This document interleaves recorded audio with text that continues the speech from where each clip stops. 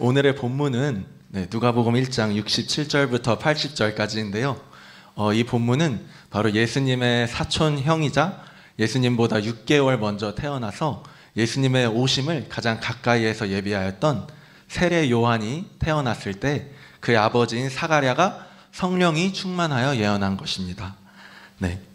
이 세례 요한은 예수님께서 뭐라고 하신 사람이냐면 창세로부터 지금까지 여자가 낳은 이 중에 이보다 큰 자가 없었다라고 하십니다. 정말 신기한 말씀이죠. 왜냐? 창세로부터 그때까지 얼마나 많은 위대한 사람들이 성경에 있었을까요?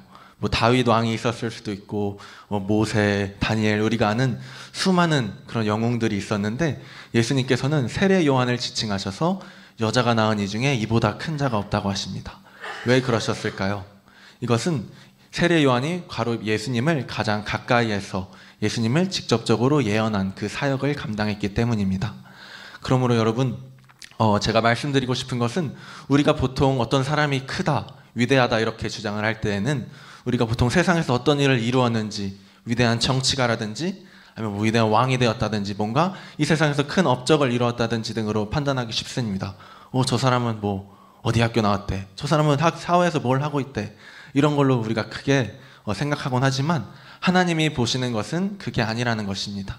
하나님이 보시는 것은, 하나님이 보시기에 큰 자라는 것은 이 세상에서 무슨 일을 하고 얼마나 잘났고가 아니라 바로 예수님에 초점을 맞춰 있다는 것입니다.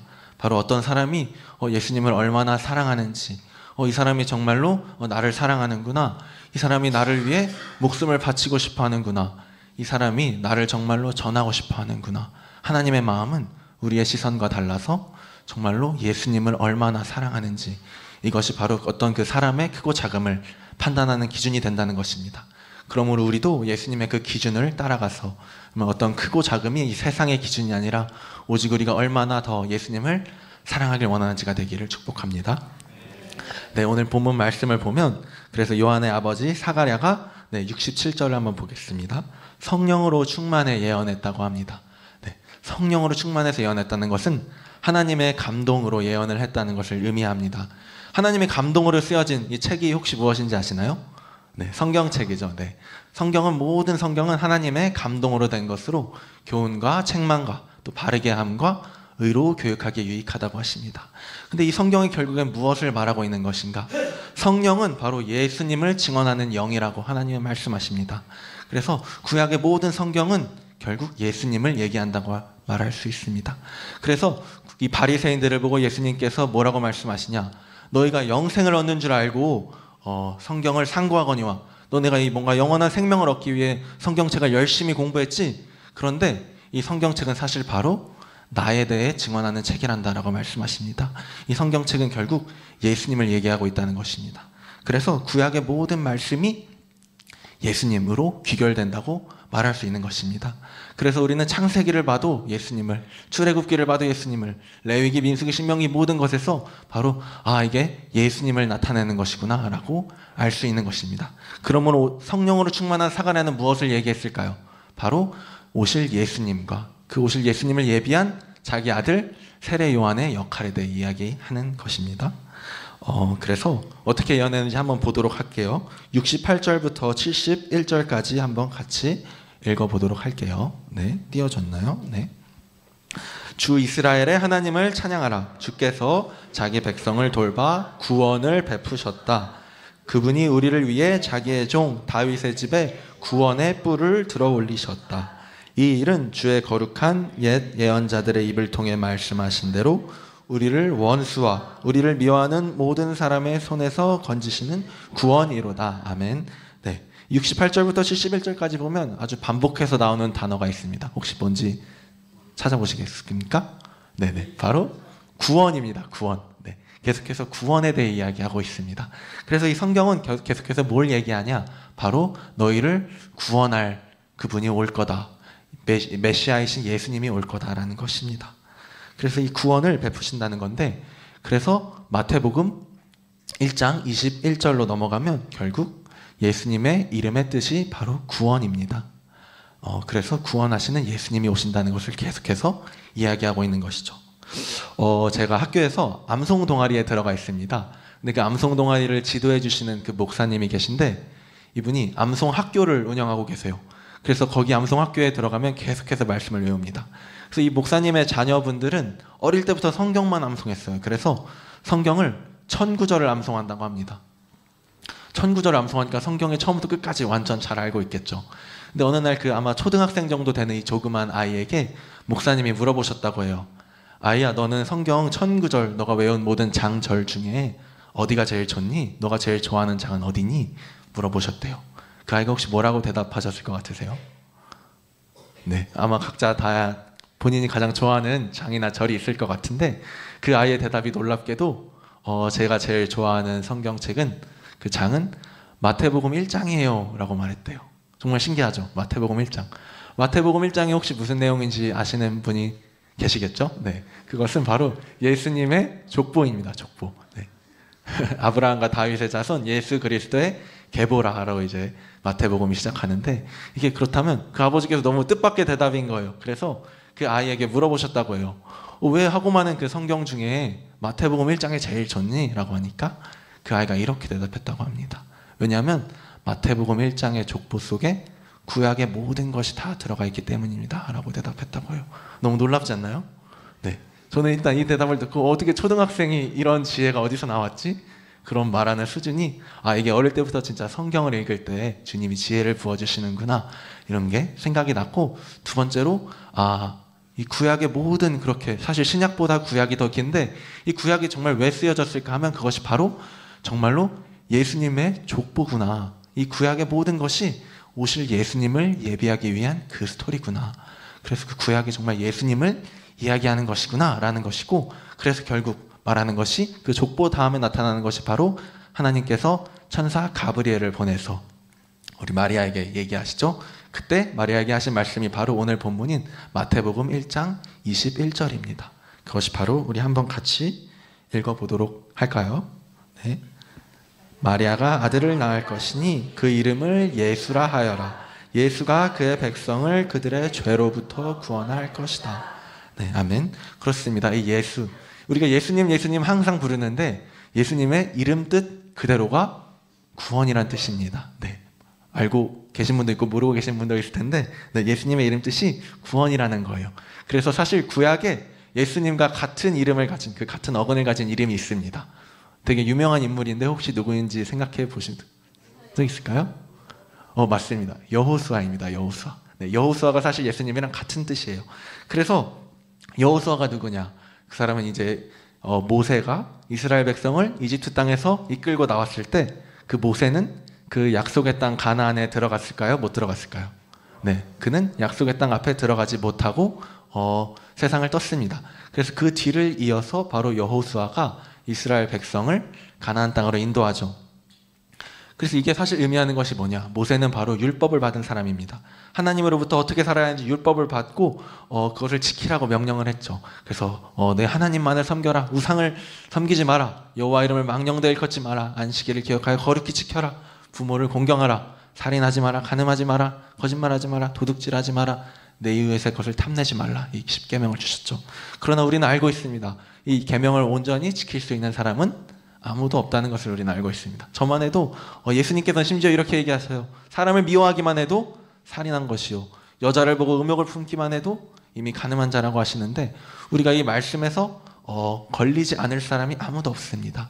그렇기 때문에 주님은 우리에게 이 율법을 주셨지만 우리가 이 율법을 어차피 지키지 못할 것이라는 것도 알고 계신 분입니다.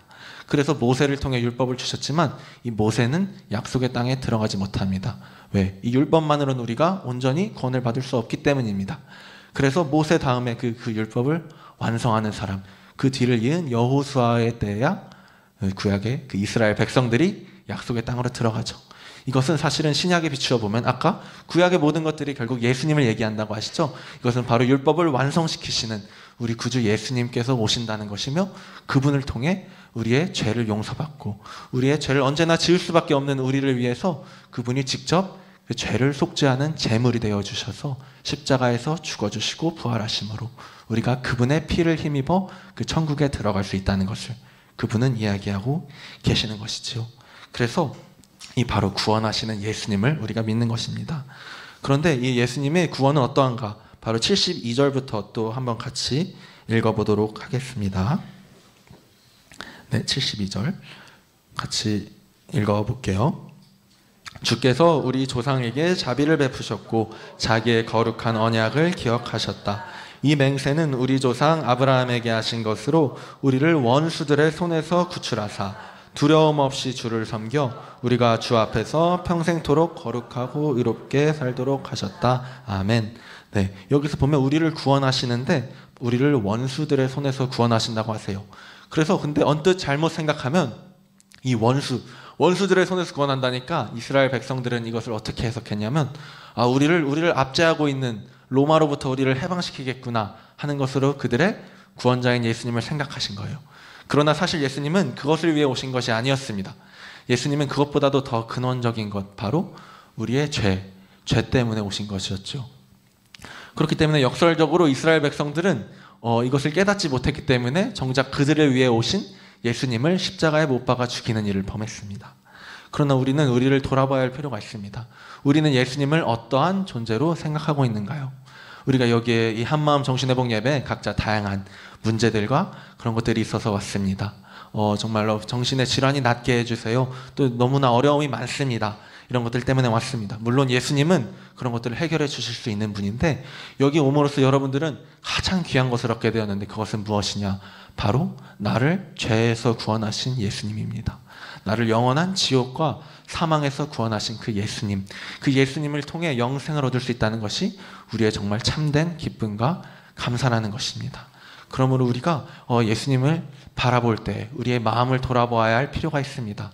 우리가 혹시 그 첫사랑을 잃어버리진 않았는지, 우리가 예수님을 단지 나의 문제 해결을 위한 도구로만 생각하고 지금 내가 원하는 걸 들어주시지 않을 때 나는 주님께 감사보다는 불평불만이 있진 않은지 돌아보시길 바랍니다. 그래서 우리 구주 예수님이 정말 나를 구원하셨다는 이 한 가지만으로 우리 주님께 평생 감사와 찬양을 올려드리는 우리 한마음 공동체가 되길 원합니다. 네, 그래서 이 예수님이 우리를 구원하셨고 이 예수님을 예비한 바로 세례 요한이 오늘의 본문인데요. 계속해서 76절부터 79절까지는 이 세례 요한이 어떤 일을 할지에 대해서 예언하고 있는 것입니다. 76절부터 한번 같이 또 읽어보도록 하겠습니다. 너 아기야, 너는 지극히 높으신 분의 예언자로 불릴 것이요 주보다 앞서가서 주의 길을 예비할 것이며 주의 백성에게 그들의 죄를 용서해 주어 구원의 지식을 전할 것이다. 이것은 우리 하나님의 온유하신 자비로 말미암은 것으로서 태양이 높은 곳에 떠올라 어둠과 죽음의 그늘에 앉은 우리에게 빛을 비춰 우리의 발을 평화의 길로 인도할 것이다. 아멘.